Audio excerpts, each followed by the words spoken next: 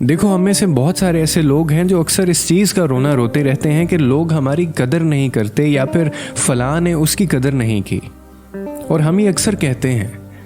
लेकिन आज जो मैं तुम्हें बात बताने वाला हूँ, अगर तुमने इसको गौर से सुन लिया ना, तो तुम सारी ज़िंदगी ये नाकदरी का रोना नहीं रोगे। मैं मानता हूँ कि लोग वाकई कदर नहीं करते और इंसान बड़ा कम इल्म है।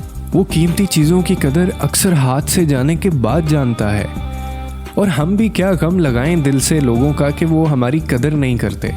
लोगों ने तो हज़रत यूसुफ अलैहिस्सलाम जैसे अनमोल हीरे की कदर नहीं की थी। लोग तो उन्हें भी कुएं में फेंक आए थे। लोगों ने तो चंद दरहम के मामूली कीमत के एवज़ उन्हें बेच दिया था। यूसुफ अलैहिस्सलाम के मुकाबले में हम क्या हकीर चीज़ हैं। हम कहाँ ये गुमान रख सकते हैं कि लोग हमारी कदर करें। बस याद ये रखना है कि कदरदानी की जगह भी आखिरत है, और कदरदानी करने वाली ज़ात भी सिर्फ अल्लाह ही की है। इंसान तो बड़े कम इल्म होते हैं। वो तो अपने खालिक, मालिक, राज़िक, अपने अल्लाह की कदर नहीं करते, जिसके वो एक एक लम्हे के मोहताज हैं। तो कहाँ हम ना चीज़। सो तुम लोगों से की गई अपनी नाकदरी पर कुड़ना मत, इनको फैज़ पहुंचाना रोक मत देना।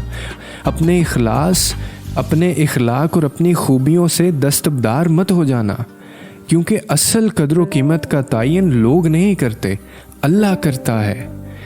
एक वक्त आएगा वो बताएगा कौन किस काबिल था।